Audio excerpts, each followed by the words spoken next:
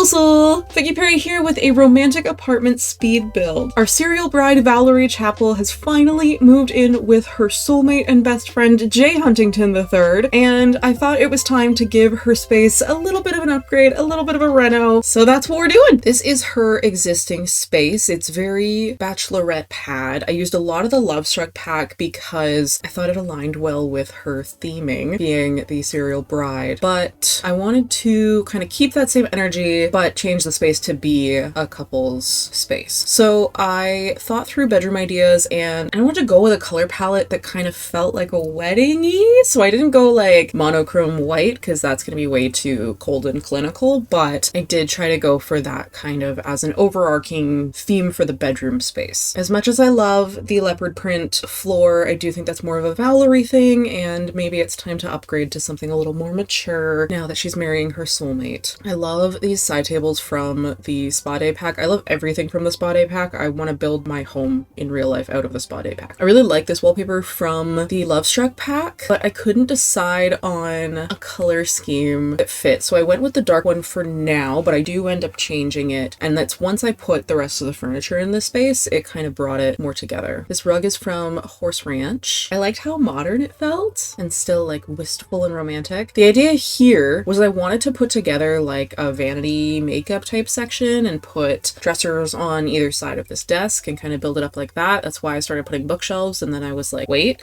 Vicky Perry, you meant to put dressers, so then I took away the bookshelves and went to get dressers, and then dressers are way too big for that space. So we thought for a moment and then we pivoted. We got rid of the desk, and then we are just going to put basically a dresser set in this space for Vowlery and J Huntington to share. And then I love this mirror. Again, I think this is from Spa Day. Everything from Spa Day is just so like glowy, and I thought that was nice for a romantic space. Now I'm adding some bedside lighting for each of them, and I thought I would kind of customize each side of the bed for each sim. So on Vowlery's side, I put the cute little bunny nightlight, which I think came from the Forever Friends event. And then for J Huntington, I just did like a super sleek and modern one. I gave her some pretty pink books beside her, and I gave him a slablet because he's our beloved tech bro. Then I started to add little decoration pieces from Vowlery's kind of romantic endeavors, and then I put some art on the wall. And this was kind of the final piece that made me really question the wallpaper. I was like, I like that art. It goes with everything else, but not the wallpaper, so I changed the wallpaper. And I'm really happy with how this room ended up coming together. I feel like it's very them. We throw on some curtains, and then that's their bedroom. So the living room, I'm overall happy with the vibe of in her existing space, but I wanted to update it. I wanted to upgrade it. I wanted to make it just nicer for them. So first things first, giant TV. I debated putting the picture frame one, but after I saw how big the giant one was, I was like, yeah, that's what they deserve. And also that's what Tech Bro J Huntington would get. Although in this save, he is an astronaut, but he's still got Tech Bro energy. I then picked these sparkly lights and I put them all over the wall. I love the romantic glow that they cast across the room. It's just so wonderful. I made the doors black, and this room ends up getting kind of like darker and darker, but I really liked it, and I think it's a fun contrast to the bathroom and the bedroom. I tried covering all the windows, and then I hated that, so we didn't do that anymore. I'm not a big curtain person, like in general, even in real life, but at the same time, there's something like unfinished looking about not having curtains, so we went with these. I don't know, man. I don't know how to pick curtains. I don't like curtains. I got rid of everything else from the living room except for their couch, and then I moved the bear rug around, thought about what are we going to do with a bear rug. Aha, let's put it in front of a fireplace. So I picked this one at first, and we end up putting it on this wall, and then I'll just move the portrait up. I didn't love this fireplace though, so I end up switching it out for this one, and then putting a grate rug underneath to just kind of like delineate the space and have like a hearth. I made the couch black, and then I'm going to pick a black, or it's dark brown, like a dark wood coffee table. Put her little romantic game on it, and there our living space is already kind of coming together. I'm obsessed with these lamps. I want them in real life. I think they're so freaking cute. They're from City Living, I think, and I couldn't leave them out. I had it in the corner because I love it, and so I just put them behind the couch, create a nice ambiance. And then I thought, like, this is a one-bedroom little apartment. They don't really have a proper dining room, and so why not use a delineated space behind the couch as a little dining area? So I don't know how functional that is in terms of Sims getting to the chairs that are at the back, but I liked the idea of using wedding chairs because of the whole theme of this save. In our last episode, both Vowlery and J on their vacation got really into mixology,